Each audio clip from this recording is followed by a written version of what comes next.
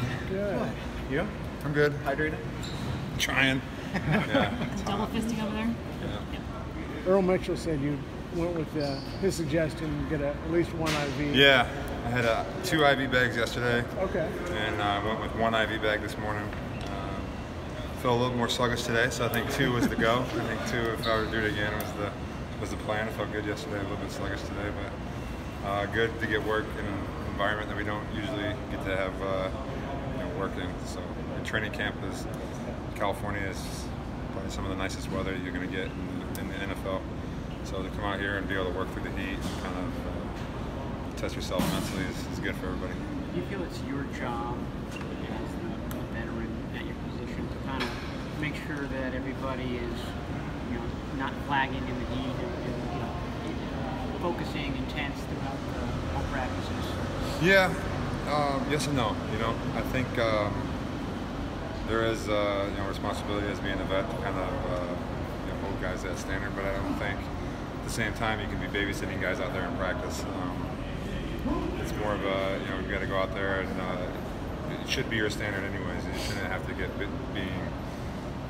getting told a bunch of times to pick it up or whatever. It should be what you do when you step on the football field, and I think that more so comes in the meeting rooms. When we watch film, we get to spend time outside of football, is kind of building that brotherhood and the standard of how we play and all that stuff. How did you like the energy level from your guys? That was good. I thought it was good. I think we got woke up the first day with a little one-on-one run in. We haven't done yet in camp, so I don't think guys were expecting that. And Mike had no idea. He was like, one-on-one run, what do you do there? I was like, just come off the ball as hard as you can, and like Oklahoma drill, like old school. He's like, all right, and then go for him. Well, for him the first rep. You see that, yeah. But he was all, he told me after that, he was, he's like, I was just like trying to focus in, like, don't get embarrassed, because he's pretty strong. He's like, yeah, JJ's one of the best in the NFL, so yeah, he's gonna be pretty strong. So. How much did you prepare him for going against JJ? Not a whole lot, and I think it's good. Kind of get him, if it was a game situation, obviously you're gonna do a lot more studying and all that stuff, but I think it's good for him to go in and kind of, figure that stuff out on your own, try to correct what you're doing on the practice field, because it's practice, it's the time to do all that stuff, is to, you don't have to go out there and have a perfect day, and try different things and see what works, see what doesn't work, and you kind of, JJ is pretty special, but he's also, he's kind of a guy that's a strong guy that's good with his hands, so there's guys like that in the NFL that you can say, well, this is what, worked with me when I was going against JJ, had all those reps, and this is what did not work when I was going against JJ, so kind of apply that to, throughout the season. Where do you feel, or how do you feel about where the offensive line is as far as meshing together with some moving parts there at right guard? Yeah, I feel really good. Me and Lincoln have gotten pretty close and have a good understanding of each other and what we're expecting and certain block combinations and stuff. I thought Weston is fitting really, really great. We've got the competition going on the right guard right now, and I think it's pretty open. I think we've got a lot of guys that have opportunity to kind of make a name for themselves and kind of jump up here with the last couple of preseason games, and I think Mike's just developing every single day. And then we're trying to develop some of that depth, and all that. I think Gary being out this week kind of hurt, because he's a guy that we kind of look at as a swing guy, but get another opportunity for other guys to step up, and I thought Daryl's done a good job stepping up this week. Andrew Lauderdale tackle as well. So, and then we got Pace Murphy also kind of playing all over the line. So these guys an opportunity to step up. This was Jimmy's first training camp. And, just what did you see out of him these last couple of weeks, and how well he knows the offense now? Yeah, he's got a complete understanding of the offense now. It's not like how it was last year, obviously. Is that just like a better feel in the huddle too? Yeah, very confident.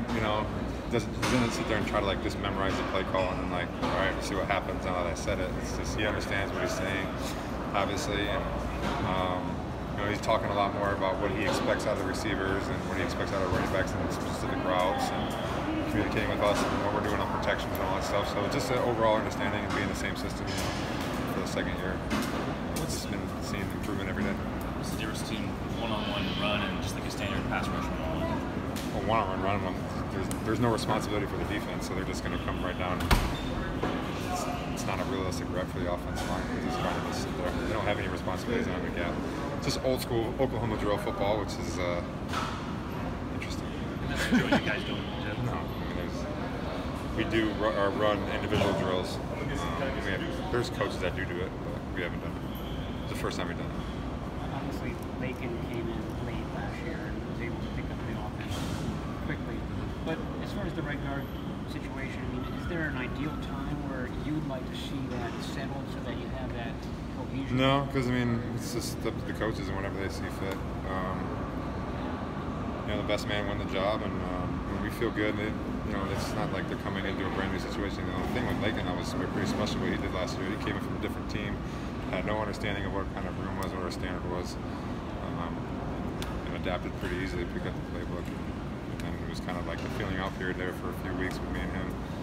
But you get used to it and all that stuff. But the thing about this, all those guys are getting first team reps with Mike and Weston next to him. So we're kind of getting those reps, and they understand what to expect out of those guys. So whatever happens there happens. Joe, as far as right guard, it seems like Cooper is finally kind of starting to get going from his knee. Have you seen enough from him, or are you intrigued just based on his being a former number 7 pick? Maybe I mean, he's a big guy, and I think, he was finally starting to get healthy. I have to speak to him on that, but I mean, he's definitely seeing his play. Just getting more comfortable and confident out there. Anytime you have a long layoff of just football, not even just the strength-wise of just a long layoff of football, it just kind of takes a little bit to get back into it, understand the body positioning and all that stuff. It's not like running routes; it's more technical as far as the offensive line goes. So I feel like he's getting more confident in it, and starting to get more reps. You see him getting more excited. So I'm excited to see what he can do this Saturday. Last one. You don't need to be as intelligent to be a wide receiver. Huh? You don't need to be as intelligent to be a wide receiver. Just run routes. No, not as technical. Okay. I don't think. Okay. I'm breaking barriers there. No, I would just see him technical translated to intelligence. No. But I would say that the offensive line are by far the most intelligent human beings on earth. That's right. That's the quote. On our headline. That's the quote I was going for. Thank you. Yeah. By far the most intelligent.